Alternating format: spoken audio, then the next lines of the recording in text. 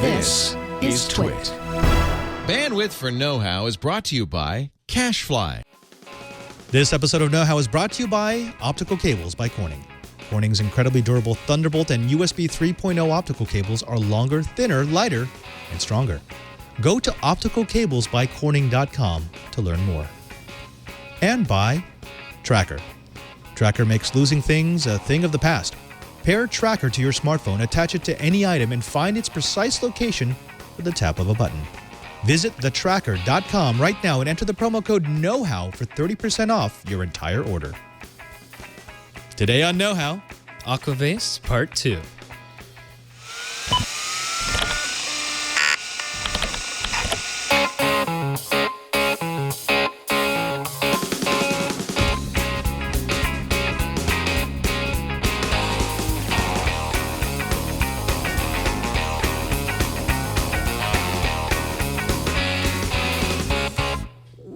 Welcome to Know-How. It's the Twitch show where we build, bend, break, and do the fusion from Dragon Ball Z. I'm Father Robert Balasaire. I'm Brian Burnett. And for the next however many minutes it takes, we're going to be showing you one of the projects that we've been playing with, so you can take it home and play with it on your own. That's right. Brian, we've been playing with this. Yes, I've been mesmerized by this. You know, it was late last night when I realized, you know what, we could probably just forget the plant and just make this a little meditation type thing. Yeah, the more exhausted you are, the better it just looks really cool. Draws you in. Yeah. In fact, it would change a couple of my design choices because we needed to keep the light inside the actual vase a little low so as not to kill the roots. But if we're not putting plants in there, we could make it crazy. You know, and that just goes to show you how as you start a project, you go down different avenues. And we're usually like distracted by LEDs. But you know, yeah, we're really distracted right now. This is... Well, you kind of didn't you just throw the little hydro balls in there on a That was whim? just for fun. Yeah, I was like, oh, I wonder what this is going to look like. But no, it's perfect. And the coolest thing is when you stop the pump, some of the bubbles just stay. They look like they're frozen because they get trapped by little pockets of the hydro balls. Yeah. So you know, people who are just looking at it going, wait, what's that? What's going on? I like it. Yeah, I like it a lot. It's gonna be fun. I think we're gonna do many revisions of this because it's just, you know, as long as we've created the equipment. Oh yeah. Whoa. The claw. Ooh. Okay, all right. Now let's get down to business. Last time, we showed you how to make this, the LED fixture. Super simple. Basically, you took a couple of junk pieces, a little 2.5 to 3.5 inch adapter plate, this 3D printed part, and then a CPU fan that we just pulled off a junk build. Old PC that wasn't being used anymore, yeah. Yeah, very simple to make, and that's probably the most complicated part in the entire build. But today, we want to show the part that needs the most strength because we are dealing with a lot of water around a lot of electricity, and you probably don't want the thing cracking, leaking, or otherwise dripping. Right. And we're using 3D printed parts, so you got to be kind of careful the way you design things. Or did you ever have to dial up the amount of filament that you're using on these parts? Yeah, so the original base that I made was 1.5 millimeters thick, because I don't like using a lot of filament. Especially if you're fast prototyping. Precisely. But as I got closer and closer to the final, I realized, no, I need to dial this up. In fact, here, if you look at my my product cam here, Kara, this is it's hold on, wait, it's huge. Let me get this out of the way. So this is what the finished version looks like, and you can tell it's super thick. I mean, I can kind of, if I like really push. Yeah, that's sturdy. This is 3 millimeters, and it's just PLA, right? It's PLA. I doubled it. The other thing that I thought about doing was making it so that it uses separate pieces. So this would be like the bottom plate. And the idea was, okay, so I can build the electronics on this, and then I just screw down the shell on top of it. The problem with doing it that way is you lose a lot of strength. When you print it all in one piece, this actually does give you a lot of strength in all axes that you wouldn't otherwise get. Right. Yeah, so that's what we did. We went ahead and printed one piece. There were a couple of design challenges around making a single piece that we could also work on the inside because we want to put all the electronics in the shell. Right. And that thing that you've made there, the shell, is as big as the bed, right? That you using? This is the absolute maximum size. I cannot get it any bigger than that. Yeah. So it's 5.5 inches is the maximum width, which is like 100 and 73 millimeters. I forget that in math, but I was 1 millimeter shorter. How many hours on this print? Because this is solid. That's a 16-hour print. It's clean though. I mean, it is I nice. could have done fast mode, and fast mode would have done this in about 6 hours. Yeah. But I kind of wanted it to look nice. And when you go slower, you avoid any gaps. And at this point, remember, this ring up top and this support ring at the bottom, that's keeping the vase from tipping over, and that can't crack. Yeah, so you have what is it, 5 gallon? Not 5 gallon. That's a 5-inch vase. That's probably holding about 1.5 gallons of water. Well, it starts to get heavy, and then as the plant grows and things Precisely. like that. So. And what you don't want is you don't want it weakening over time, so that one day, like, you bump it and it just cracks through the base and it ends up on the floor. That would, with the power running through it, that would be, no bueno. No bueno at all. So let's look at some of the pieces that you're going to need to create this part. The first thing, of course, is you're going to need the LEDs. We've got LEDs down inside of here. And actually, if you turn off the grow light, so hit C, and if you bring down the lights, you'll notice that there's still a glow. Well, that glow is happening from 2 WS2812 strips. There's 8 LEDs each. That it's just using that standard 100-line animation that we had from like episode 173. Not really complicated. It's basically going through a series of animation patterns. But you can't really tell on the camera, but this still looks pretty cool. Yeah, and your idea behind this was you don't want too much light hitting the roots, right? Yeah. But again, if we are just going to make a Zen garden, I would put way more. I'd put an LED ring going straight up. Yes. And then a lot more LEDs on the side. Yeah, and do like a rainbow pattern or something like that. Yeah, I like that idea. But that's for a future thing. We're talking about plants. We want to make this a hydroponic AquaVase. So if you show them, we've got 2 style of WS2812. Start with the big roll. Okay. So these are the waterproof. Right. Have like the which you save. I save because it's useful. But yeah, just take that part off and then you get to the actual strip. There you go. This is what I say. If you go to eBay and you buy like a $25 strip, they look like this, and you'll notice those LEDs are pretty well spaced out. This is less expensive, but unfortunately, I didn't want to use this because I wanted a higher concentration of LEDs. If I had done this, I could only get maybe 3 on each side of the vase, and I wanted 8.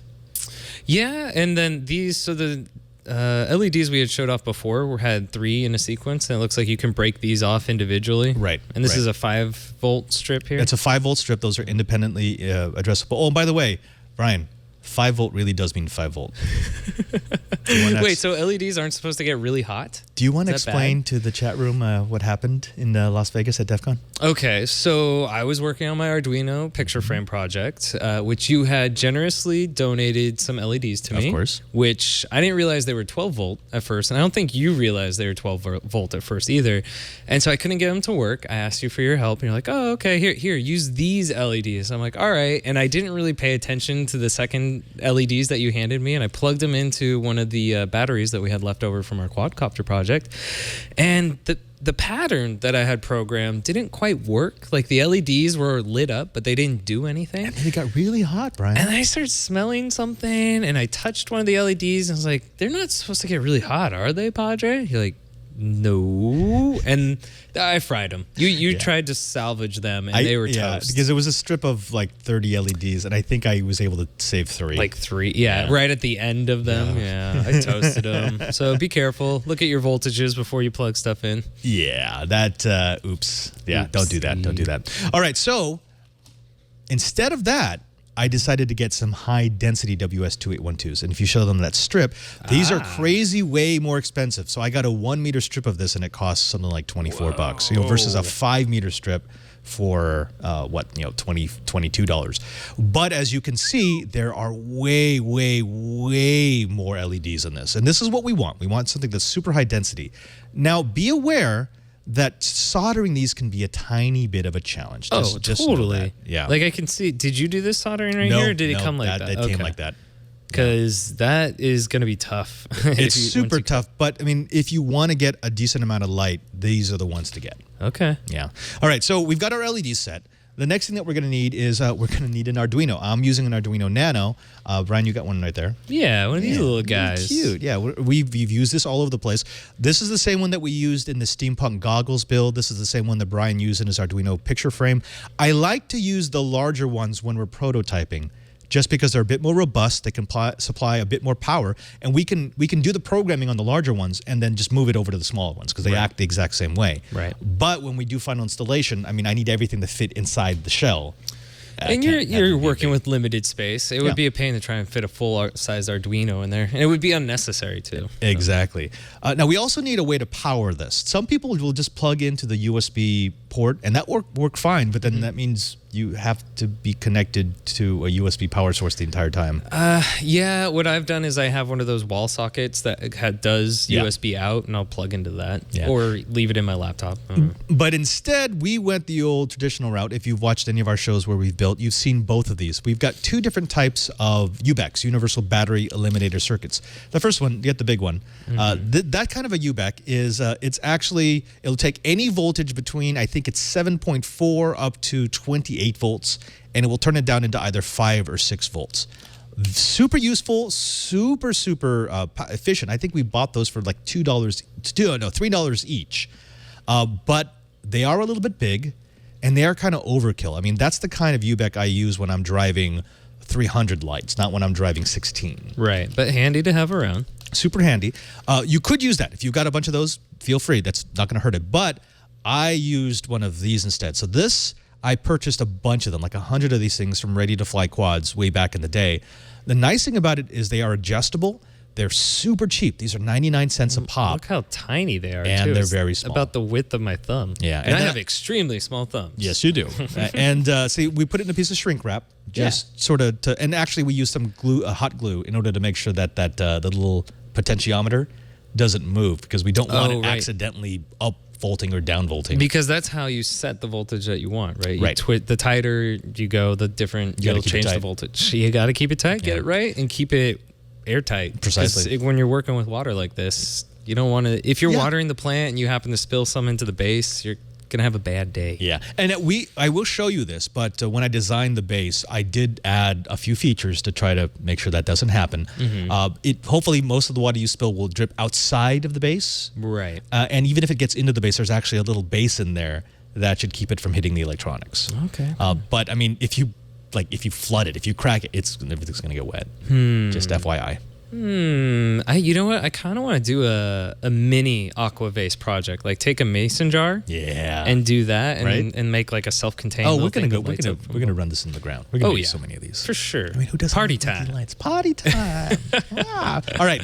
So aside from that, we're also gonna need some wire and some heat shrink tubing. I'm using everything from 30 down to 16 gauge wire. Just grab that big bag of silicone wire. Oh, yeah. Folks, we used to give parts lists for this, but I mean, by now, you all should have it. Just go to eBay, and if you're going to buy wire, don't buy like a foot at a time. I buy meters of this stuff because you're going to use it. And silicone wire is so much easier to use, especially if you're doing these Arduino projects, because it's more flexible, it's way more durable, and the insulation won't melt. If you get the polyvinyl chloride ones, you give it a bit too much heat, and it starts to melt on you. You get that wonderful smell. Yeah, I think I smelled some of that earlier. No, wait, that was fiberglass. That was an Arduino that I was melting. Sorry about that. Arduino you melted. Yeah. Ooh. Yeah. It happens. It does. It does. And finally, heat shrink tubing. I'll always have this. I bought this off of Amazon for like $7. It's got a bunch of different sizes and different colors. It's just a really good way for you to make sure that you insulate everything after you're done. This is one of those things where when you're building something, you get so excited to turn it on. Right. You don't dot your I's and cross your T's, and insulation is definitely one of those cross your T type things. Yeah, definitely. And it's something you have to remind yourself to do, or at least I do, because there's been projects where I just want to solder it right away, and then it's like, oh no, I have to cut the wire now to put heat shrink on, or else I'll use electrical tape, and it's not going to work. I sometimes, when I'm really tired, I'll bust out the hot glue gun and just go, okay, insulated and done. That does not work, by the way. Don't do that. This is nice though. I like all the different sizes and colors. Helps really keep track with stuff. So those are the materials that we're going to use. As far as the tools, you're going to need a soldering kit. I would recommend a hot glue gun if you've got one. Most of us have it. And then like the helping hands, you're going to need some wire strippers, some wire cutters. You're also going to need a heat source. Now, if you've got a heat gun, fantastic. I kind of cheat and I use... You like to see things burn. I do. I'm one of those people that just likes to watch the world burn. You're basically the Joker in priest clothing. Precisely. Yeah. Don't forget, you're also going to need a 3D printer, or you're going to have to send these away to Shapeways, because a lot of this project actually is 3D printed. It's a requirement. And you are going to need something that does about 5.9 inches by 5.5 inches and at least...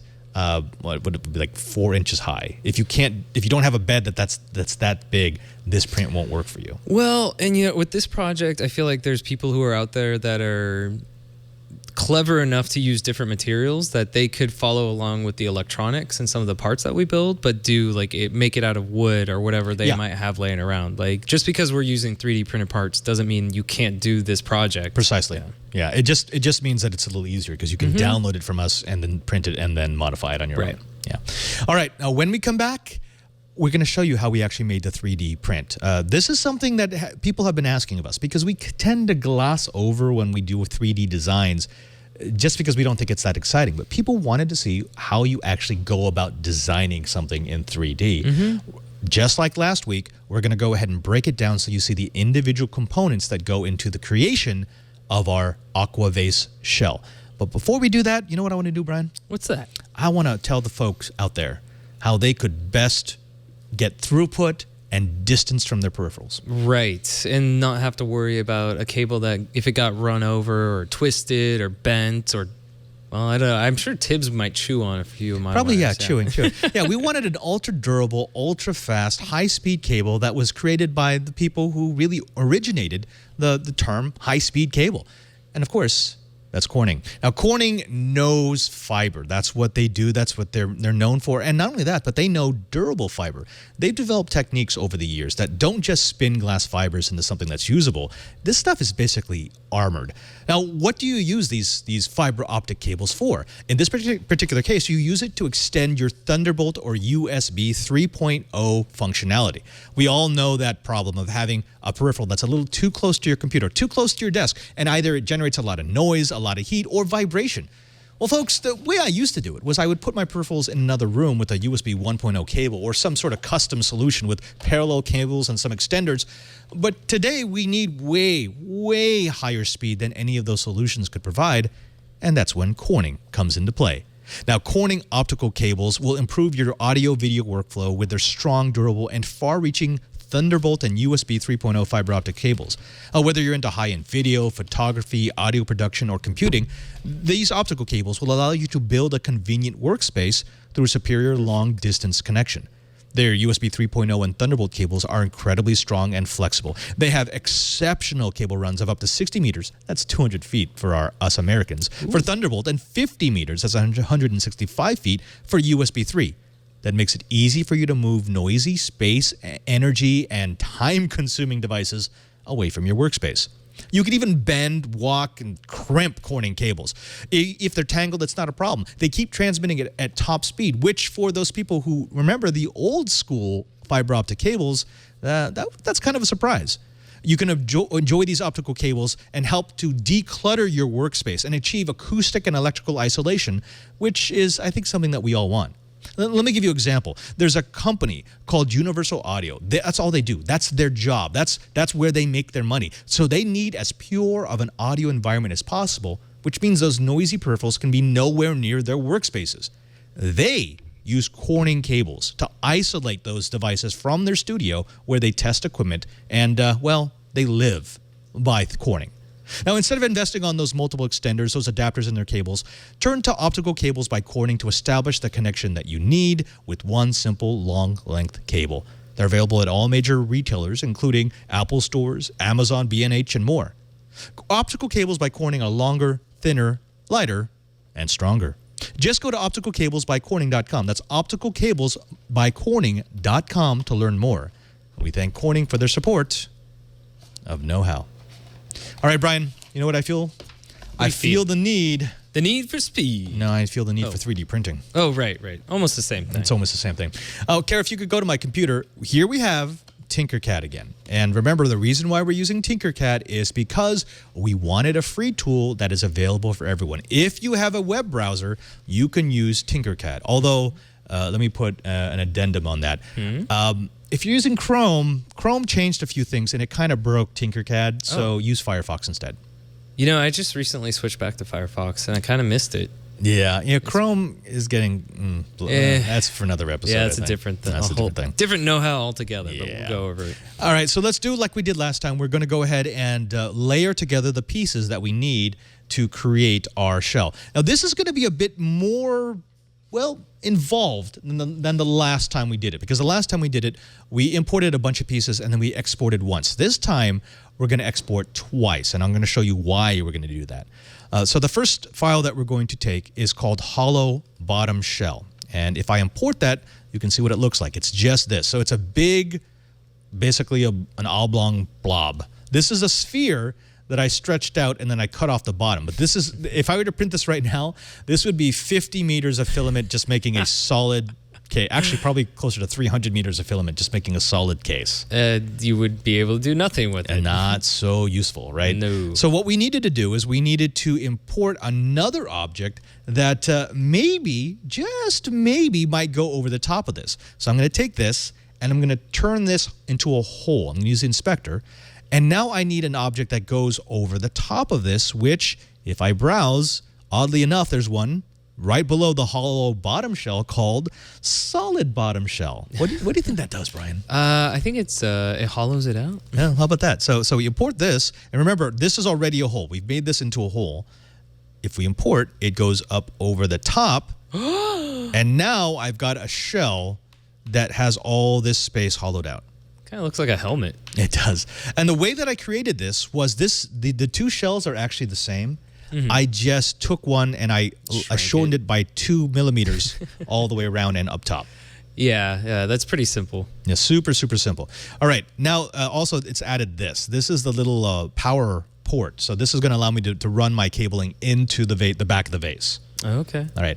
Now we need to add a little something, because right now, sure, we've got a hollow shell, but this is not a real useful shape for us. Maybe if you're an Eskimo, a very tiny Eskimo, it's a little igloo.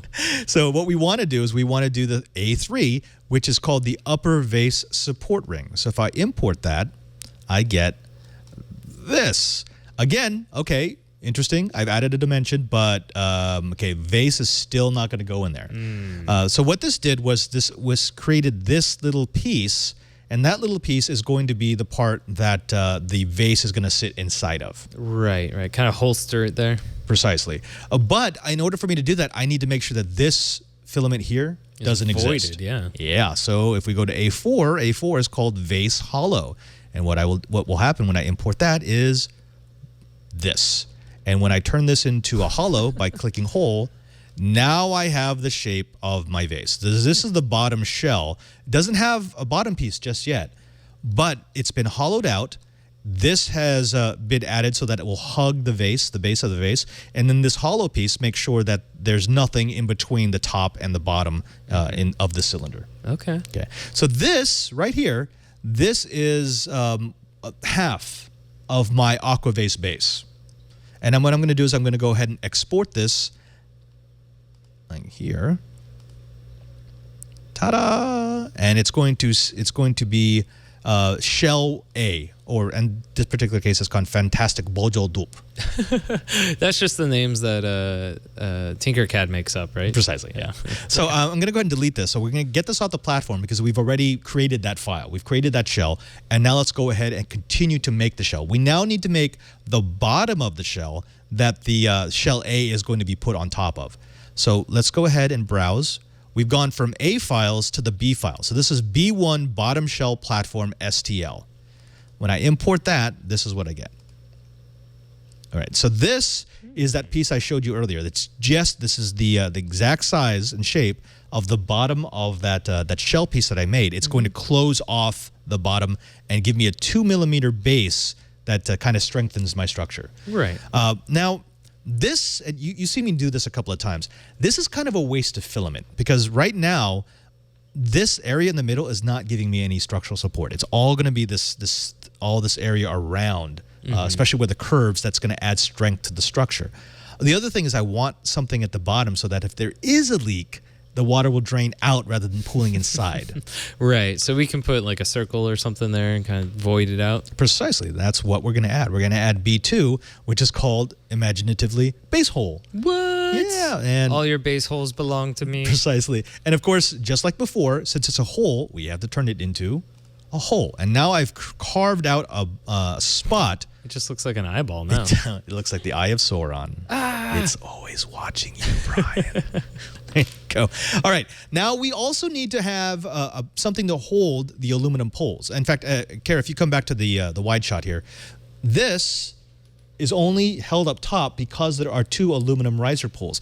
And those need to be strong enough to maintain even if you're kind of flexing the thing. So the structure at the bottom needs to be ultra, ultra, ultra, ultra strong. If that cracks, the thing just falls over. Right. And probably drags the rest of the vase with it. And it has to withstand not just the weight sitting down on top of it, but back and forth, side to side. Yeah. Right, precisely.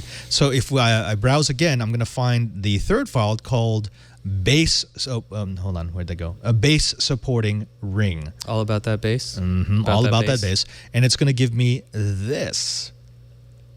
Maybe. Boop.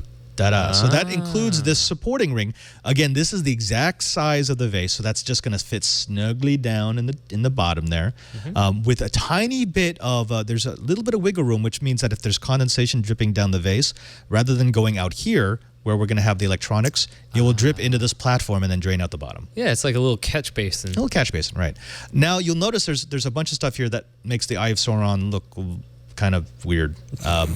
This is not just a design thing. This is my aluminum riser catch. So that's gonna where the aluminum riser is gonna go. And you'll notice, just like we had in the top piece, there are these little screw holes. Right. So if I wanted to, I could bolt the aluminum risers into the shell. That'll make it really solid. Yeah. Super, super solid. But I've also added this piece. So right here, I've connected the aluminum riser holder to this inner shell, which is 3 millimeters. And that kind of it connects that piece to the base plus to the internal ring. I've got so many curves and so many angles here that it gives me sort of a nice backup for support. It's not just the shell, it's not just the base, it's also the internal ring. Yeah, you could see if it was just connected to the base, that 90-degree angle there, there'd be a lot of stress put on it. But what is that secondary wing you have there, that little secondary curve? It just looks cool, man. Okay. It just looks cool. What? Something has to have a purpose? Okay. I guess not form before function. Is that? No. This is totally form. This is totally function. This is where I'm gonna put the LEDs. Oh, okay. Yeah. You need something to. I didn't just want to like put the LEDs just around. Just floating around down there. So when I cut them, they're actually gonna stick to this. Good. Which will kind of keep the shape of the light. It also focuses the light towards the middle of the vase, which is what I want to do. Right, and it lifts it off the base just a little bit in case any water does get down to the very bottom. Precisely. And you'll notice I had to do it all the way to the bottom because the only way to have these up here is either I'd have to print a bunch of supports, which I would break away, or I have the entire piece. And it's like a millimeter, so it's really, really thin, and I thought it could use a little bit of support. Yeah, totally. That's one thing you kind of have to keep reminding yourself when you're designing something for a 3D printer is that it starts at the bottom and builds up. And that doesn't mean that it can't do arches or things over another piece, but you kind of have to design with the idea that you're stacking your way up. Right. Okay, now we need to add a little something to this because look what happens if I just try to add the shell. If I just add the shell, it kind of looks right. It's going to look like the full thing, but look down there. Kind of looks right, but it's not keeping it tight. Not keeping it down. Look down here. Yeah, that's a structural fail right there. That's a structural fail. What's going on is the shell. Hold on, let me lift it up. The shell itself. So this part is actually going to cut through the middle of the riser support, which means the risers won't be able to go all the way down. So we're going to have to do a little void space. We're going to have to do a void space, and luckily, I already gave it to people. What? See, it was so helpful. It's called the riser hollow. So I'm going to import the riser hollow, and what it will give me is this. I'm going to turn that into a hole, And now, no matter what I put over the top of this design, it will make sure that that channel stays clear. Yeah. And but there's one thing. If you just printed it like this, there'd be 2 holes at the bottom, and anytime you try to lift the AquaVase, the risers would fall through.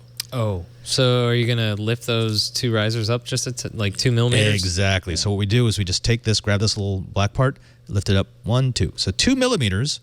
Now the risers won't go through the bottom. Perfect. And it's got enough support to lock it into the base, and it's got the option of putting a screw through here so those risers just won't fall out. The eye of Sauron is pleased. Precisely. Now what I'm going to do is I'm going to go ahead and add the shell that we already created. And because I've got those risers, now see I can look all the way down. It's going to go all the way down to the bottom, 2 millimeters up from the bottom, and I've got myself a completed shell. This is the thing that we're going to be building.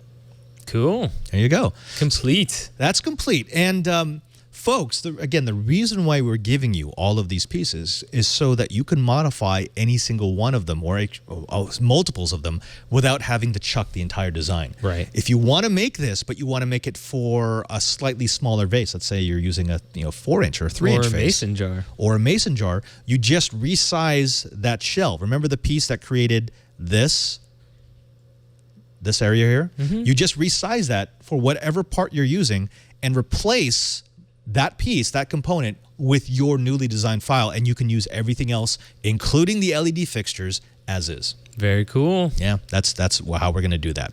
All right, so obviously we've finished that up. We've got that that magic unlock. Is that how the kids are saying it these days? I have no idea what you're talking about. I don't. That magic unlock? I heard that the other day. No one says that. I thought it was cool. Is it off the chain? You know what? I don't need your condensation. Oh, wait, condensation? Condescension. Yes, I don't need you dripping water down on me, okay? Maybe the kids are saying that now. They're not throwing shade anymore. They're throwing condensation. Okay, folks, we're going to be getting to the electronics. We're going to show you how we assembled this thing. But first, let's take another break because you know what we want to do? We want to help people track things. We do. You know, you've got a lot of electronics. I've got a lot of electronics. We're going on a trip. You got a dog. I have a dog, and occasionally he just somehow doesn't hear me. You know, no matter how loud I yell his name, he still just keeps going. No, he hears you, Brian. Yeah, I think he does. I'm pretty sure he does. Jerk. Well, folks, we've got a way for you to make sure that your possessions, your beloved pets, whatever it is, doesn't go missing, and it's with this. This is the tracker. Now, the tracker is a really simple device. So you've heard of these before. These are location devices that allow you to pair it to a phone and using Bluetooth LE, which means it's very low energy, which means the battery on this lasts for a year, which, by the way, Brian, it's super easy to swap the batteries out of these, right? Oh, yeah. You just need maybe like a little pin, pull the battery out and swap it out for a new one. It takes like 5 seconds. And what you get with that year of battery power is a way to track your devices, track your possessions, track your pets, not just when it's within range of your phone, but if it's in range of anybody's tracker. That's because they use mesh GPS. It's a way for them to, do a force multiplier to, give you the ability to look at devices, to find the location of devices, even when they've gone far, far away from you. It's a coin-sized device that will help you to find your misplaced keys, your wallets, your backpacks, your bicycles, your computers, and again, your pets, in seconds. When you pair it to your smartphone and attach it to any item, you can find its precise location with a tap of the button on your phone. It's really that easy. Now, your phone can track up to 10 devices at once, and tracker is enabled by Bluetooth LE, so again, that means that it's going to last for a really long time on a single charge. You can also customize two-way separation alerts, which means your phone will warn you if you're starting to go out of range of your item. That's not when someone steals it. That's when you do something stupid, like walking away from a bench, forgetting that you put your bag underneath it. Lose your phone? It's even got reverse tracking. You press the button on the tracker and your phone will ring even if it's on silent. Now, here's where that GPS, that mesh GPS really comes into play. With over 1.5 million devices, Tracker has the largest crowd GPS network in the world. It will record your lost item's last known location on a map, and whenever another Tracker user comes within 100 feet of your item, you receive a GPS update of your item's location. Tracker Atlas works with your Tracker Bravo or third-party Bluetooth tracker to pinpoint your items on a customizable floor plan within your own home. How's that for detail? Simply ask Tracker Atlas where your item is, and you will instantly get an answer. No need to search. So here's what we want you to do. We want you to never again worry about misplacing your items. We never want you to have that anxiety of wondering if you left something at the office, or maybe you left it in the car, maybe you left it at the gym, or wherever else it is that you've been visiting. Tracker will give you not just the location of your device, but it will give you peace of mind. Go to thetracker.com. That's TheTracker.com, and never lose your possessions again. Plus, just for our audience, if you enter the promo code KNOWHOW, you get 30% off your entire order. That's the Tracker, TheTracker.com, promo code KNOWHOW for 30% off your entire Tracker order. And we thank Tracker for their support of Know-How. All right, Brian, let's get jiggy. So we're going to turn on our little soldering iron here. If you could do me a favor and plug in our hot glue gun, because... I thought I was going to be in charge of the blinky lights. No. I'm going to have to bedazzle things, so that's what we got the... Actually, here, I got the plug over here. You got a power strip over there? I do. It's because that's how I set things up. Cool. Ooh. So then I get to use the hot glue gun. Sure. See, now it's going to doing. put a big blob of hot glue out the top. Is that bad? Thank you. I appreciate that. That's awesome. Oh. No. All right. So let's start with I'd say probably the most difficult piece is this. If you hand me the LED strips, the super dense ones, this is what they look like after we've snipped them off. All I did was I used a pair of scissors, literally a pair of scissors. I did not use my snips to count out 2, 4, 6, and 8 lights, and then you just cut at the joint. Anytime you see the copper, that is a place where you can cut safely. Unfortunately, with these super high density LEDs, this becomes difficult because once you've cut this, you have a very, very small piece of copper on which you can solder. Okay. Yeah. Yeah, that's pretty itty bitty. It's, You gotta be careful. That's a good terminology for it. I like the itty bitty. All right, so what you want to do when you're soldering these is you want to put a dollop of solder on the pad itself first. That's probably the best way to do it. I've got an adjustable temp, soldering iron here. I typically set it for about 380 degrees when I'm doing this kind of work. If it's too hot, what you'll notice is the solder tends to ball up. It doesn't flow, it kind of beads. Yeah. And if it's too low, you can actually also get that effect, and sometimes it just won't melt. So just know that you might have temperature problems. And you have a very fine tip on your solder. Super fine tip. Yeah, that makes it a lot easier. Don't do this with a fat tip because which I've seen you try and do before. You know, and we got Kara laughing over there. Grow up, Kara. We're adults. Jeez. Oh, okay. Is it just the tip? Yeah, just the tip. So you want to do is you want to heat up the pad first, and then just touch a little bit of solder, and that's it. Boo. That's what you want. Seriously, that's it. So that little bead of solder, that's going to mean that when I attach my tinned tip to it, wow. Continue. Really? How old is everybody here? So when I do this, don't throw your tip around willy-nilly. This will actually allow me to just reflow the solder really quickly, and then whoop, and then fail. Actually, because I don't. There you go. That's it. But that's not actually where this is supposed to be soldered, so I'm going to desolder that. What? I just did that for a demonstration. Oh, thanks. But no, see, so what you want to do is go ahead and put the 3 blobs of solder first. So tin. On this particular one, I know, go back to that. I like that view. There we go. I know that the pad that's closest to the arrow, that's my ground pin. Okay. The pad on the other side, that is my voltage pin. That's 5 volts. The pad in the middle, that's the logic. Right. So that would be really hard to solder in the logic one right there. Without burning the LED. Well, especially if you have one of those fat tip irons, don't even try it. You're just going to burn the LED. Yeah. No, you didn't. No, you did. All right. So if you go back to the wide view, what I did was I went ahead and I already pre-soldered these. This one. I pre-soldered these. This is 30 gauge silicone wire. So this has been daisy chained together. The reason why I daisy chained them is because I ultimately want to put them inside of here. On those little arches. Little arches, and these are going to go around the edges like that. Cool. See, they're going to go on either side. And that the wire, that's why there's that, you see that little channel on the inside? it's going to go on between the two walls. So between the bottom support ring and the outer wall of the shell. And that's going to keep it out. You want to keep it away from the vase, because what will happen is, especially since silicone tends to grab, if you put the vase down on this, It'll catch and then pinch and then tear it. Pinch and tear and bad things. Okay. Yeah. Oh, and by the way, that hot glue is blobbing out. Thank you, man. Appreciate that. Was it not supposed to blob totally out on top of your on my little blob. kit? On my blob. Okay. All right. So we're using this too. Well, we're using the smaller power regulator because I like nice and Look at small. that little guy. Yeah. So I've got my input wires here. On this side, I can give it anywhere between 7.4 and 28 volts, and then I can adjust the amount of voltage it gives me out the other end.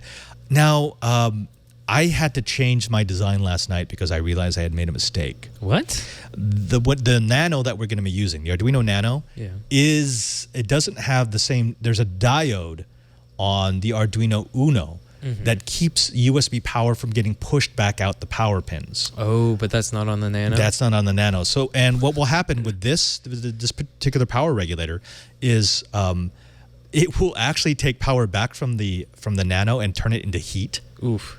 And then what happened is the Nano sets on fire. Oh, yeah. So that's what that smell was. That was the smell. Yeah, poor little guy.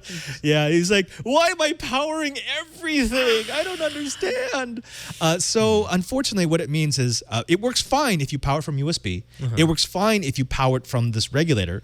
But if you even if the regulator is not on, if you plug in a USB when it's connected to the regulator, it will overdraw, and then it will burst into flames, and you'll die. Good to know. Yeah. Well, I'm glad you made it here today. I know, right? So I added this. This is super simple. I wish I had a diode. If I had a 5-volt LED that I could just pull off, I could do that, and that will keep the voltage from reversing. It won't push back. But I made it super simple. You just do this. So you disconnect. You quick disconnect before you actually do any programming. Good. Pain in the butt, but I mean, you're never going to see this thing. Once you get it programmed, you're done. Cool. Right. Okay, so if you pass me the Arduino. This Arduino? Yeah. What we've already done on this is I've already loaded the 100 lines demo, and I've set it for pin 7. So all I have to do is I have to plug this in to give power to the Arduino, and then I have to solder these 3 wires to power and to ground and digital. And the digital pin 7.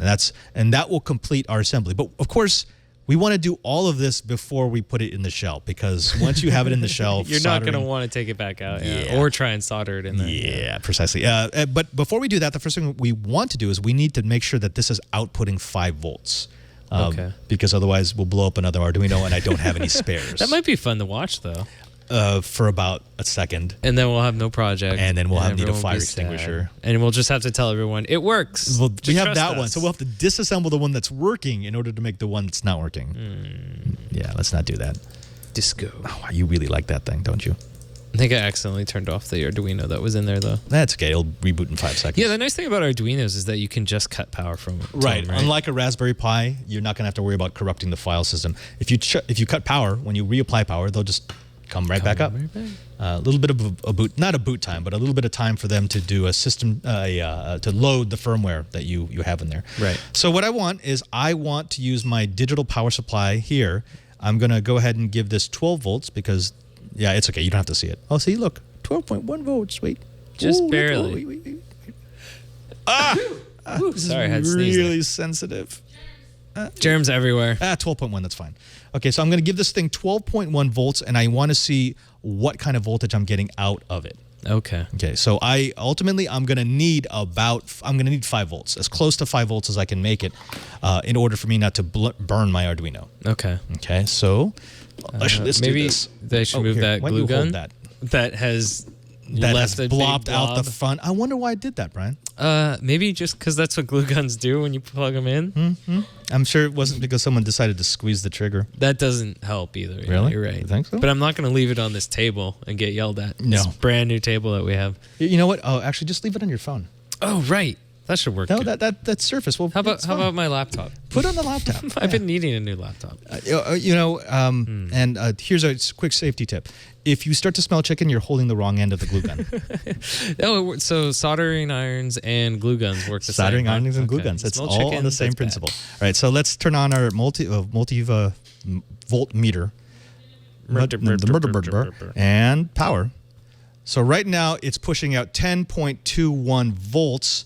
Obviously, that's too much. I don't want that. So unfortunately, I left the screwdriver that I needed. I don't have a screwdriver over here. Not a smart person. Do we have an iFixit kit over there somewhere?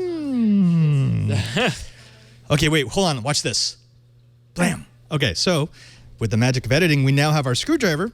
And what we're going to do is if you go ahead and watch that. Actually, here, let me give you a little angle here so you can see better. Oh, wow. So thoughtful of you. Oh, Kind of. There you go. Oh, look at that. Look at that. Okay, here we go. So avoiding any of the power pins, I'm going to slowly change this. Oh, wrong way. And I want to get it down to 5. Oh, come back. Easy now. Easy does it. Super sensitive. That's pretty sweet. Come here. Oh, what? Careful. Takes a delicate touch. Don't touch the sides. What kind of, like if you did 4.9 or 5.1? No, I mean, right now it would actually exactly be okay, but 5 is where you want to be. Okay. Come on, man. It's like it's clicking over. I can feel like there's some grit in there or something, and it's clicking over the spot where I want it. It's such a small device that it's probably... Right, just a tiny bit. Oh, dang it. 5.1. I'd rather undervolt it because 3.7 to 5 is about where it really likes to live. Come on. You got this. It's like the pH balancing for plants. Oh, okay, that's cool. Oh, 493. Okay, we'll do that. All right, so 493. Let me shut this off. Cool. And what I want to do is I'm going to put a little dab of hot glue on top of this thing because I want to make sure that it doesn't accidentally vibrate into a different voltage. Right. Which would be that just not especially good. once you put everything together. Be a big pain. All right, so if you go to the close-up shot. Ooh. Look at all that hot glue. It's hot glue everywhere, Brian. All right, so I'm going to go ahead and take a dollop. Just put it right up top. Okay. And that's not going to hurt it at all. It's not going to hurt it, and actually it will make sure that that voltage never changes. And actually, I'm going to put a dollop on top of all of this. Do you still have it plugged into the voltmeter? No. I'm just wondering, like, if you put the hot glue on it and you accidentally bump it and change the voltage on it. That would be bad. Which is why we're going to test it again. Here, hold that. Okay. Okay, and let's go ahead and hook up our voltmeter again before we turn the power back on. Just to make sure. Yep. Measure twice, shock yourself once. No, measure twice and release the blue smoke once. Okay, and on. And I am at 493 volts. Okay, so perfect. No problem. Yeah, that's what I want. All right, so now I've got my power source. I need to connect my power source to my Arduino. Super simple. If you look at the Arduino, you're going to see that all the ports are labeled. And actually, you've got ground, you've got VIN, you've got ground, you've got 5 volts. So I'm going to put it, I kind of burned out the VIN. Yeah, I was like, they're a little dark on that end. Yeah, that might have been because we had to scrounge this from another project. From the goggles that got set on fire. Yeah, okay. How about that? But I'm going to put it into the ground and the 5 volt, which is also where I'm going to put my pins for the, what do you call it? For the thingy. The thingy. LEDs. Ah, yes, the LEDs. Yeah. Now, remember, before we put anything in, we like to tin it because tinning it makes it a little easier for us to get soldered on the other end. Tin it right. Tin it right. Keep it tinned. That's how that goes, right? I think so. I think that's what the kids are saying. I'm trying to be cool, Brian. I'm trying to be hip with your it always helps. The harder you try to be cool, the more cool you are, for sure. Right? Yeah. That's what I've heard. Yeah, that's how that works. Actually, on this one, I just realized I used, because I wanted to use this quick disconnect, I used wire that's a little too thick. So I'm going to have to peel some of this away in order to make it fit. Don't. We got a peanut gallery. You know how hard it is to do an episode of Know How when you're getting yelled at by your technical director? Director. Whoa. Oh, I'm sorry. Did that fly at you? Yeah, there's a lot of little metal pieces. Maybe I shouldn't have aimed it at you. Yeah, that was it. I'm sensing a lot of anger over there. Some ill will. There's no ill will. I just wanted to see what would happen if it hit you in the eye.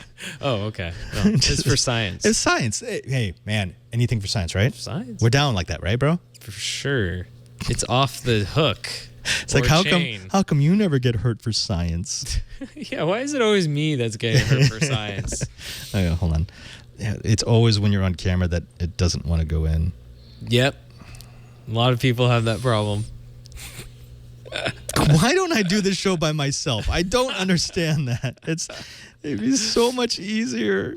Maybe not as fun, but easier. Yeah, All right, you wouldn't have any fun. Exactly. I have fun. All right, so let's go ahead and get this the 5-volt in. Like so. Oh, wait. Oh? No. There we go. Okay, I don't know what fell, but I don't care. It was your mouse. I don't care about that mouse anymore.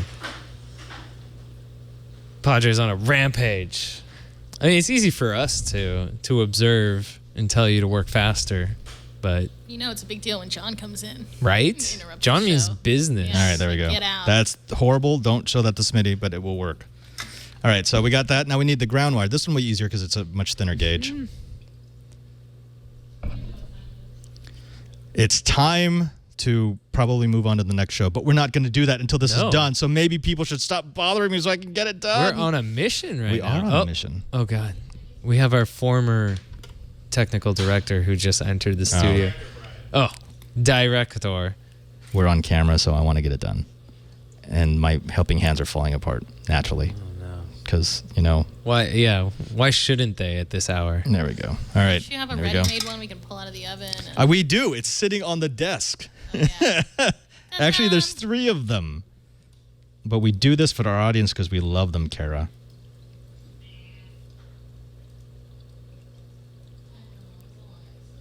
There we go.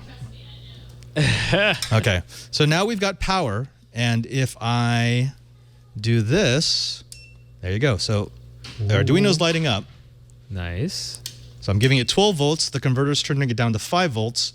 And then the Arduino lights up. And right now, it actually already has the programming. So it's going to go ahead and send. It's sending signal to the digital pin 7 right now. Okay. So all we need to do is connect these. So we need to connect our LEDs. We got to give it power, and we got to give it digital pin. And I'm actually going to do the digital pin right now.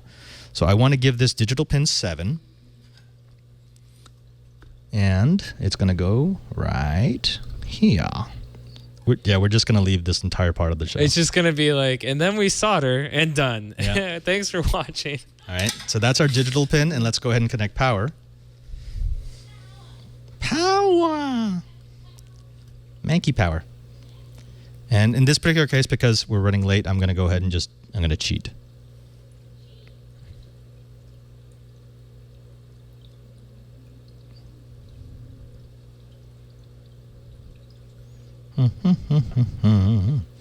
Normally, I would never do this because this is really, really, really, really, really, really, really irresponsible.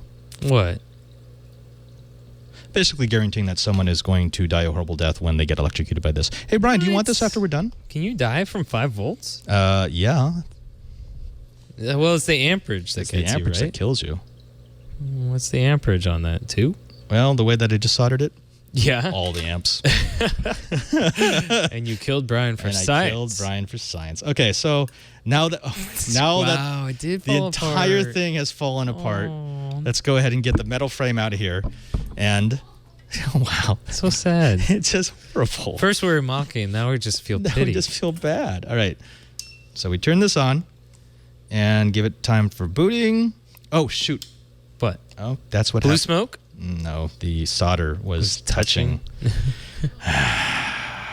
Yeah, Dun, that's dun, dun, dun, there we dun, go. Dun, dun. Nice. So what this Look is at going to it. do is it's going to rotate through our illumination patterns. It's beautiful. All of that for this. Well, I mean, it's because we need to make something that's going to fit into where we need it to fit. It was worth it. Look how pretty it is. These are going to go on either side of our base, and what they're going to do is they're going to give us this illumination effect that we see in the big one. Yeah, there you go. Super simple. Now, all of the parts here, because we're only using some of the strips and because we're only using a $2 Arduino, you can build this entire thing, not including what you spend on the filament, for about $6. Not bad. Not bad. There you go. Yeah. Pretty good. Folks, we know that this was a lot to take in one episode, and we are way over time, so we need to end. But believe it or not, we do have very detailed notes. In fact, we have step-by-step notes on both the assembly of the 3D printed objects and of all the electronics. So if you do want to do this project, it's easier to follow along with the text. Where do they find that, Brian? You can find that at twit.tv/KH. And yeah, you'll find the links for the LEDs that we've used. We probably should throw in some links for, like, I don't know, the soldering kit maybe that you have, in case other people want to try that. It's a pretty cool kit. And for projects like these that we're covering over multiple episodes, you want to go back and rewatch things. And I'd also suggest downloading and subscribing if you haven't. Yeah, absolutely. And also don't forget that if you want to be part of the Know-It-All community, that's the key to this, you need to go to Google+. Just go to Google+ and look for Know How. Join the group. There is a application process. You just basically say, can I join? And I'll say yes. We need to know your social security number. We need to know your credit cards. Stool samples. DNA. Are fine. Blood type. Blood types, yep. Yes. Send all of that to us and we'll get you approved right away. No, actually, it's just a way to keep out all the cam girls and the spam accounts. Don't forget that we also have Twitter addresses. That's right. So if you want to find out what we're doing when we're not struggling to build stuff on the set, you can find us on Twitter, and I am at cranky_hippo. And you can find me at PadreSJ. And you can find our sometimes director. She was our full-time director for a while. The Peanut Gallery. The person who actually was throwing things at us as we were trying to solder, Miss Kara Cole. Kara, I don't know if you have a camera on your... I have this. Hi, I'm back here. Don't worry. And I got my, Your handheld mic? Okay, my PR40. We're still building the studio. I'm in the 50s. There you go. So, yeah. Follow me on Twitter at Kara, Kara080. Thanks to everyone here who makes this show possible, to Lisa and Leo who let us do really dangerous things on their brand new sets, and of course to Alex, who without him, none of this technology would be working. Yeah, sure. Without him coming in with his hands on his hips, threatening to kick us out of the studio, we never would finish. Until next time, I'm Father Robert Ballasser. And I'm Brian Burnett. And now that you know how, go build it. Go burn it? Turn on the grow lights. Ooh.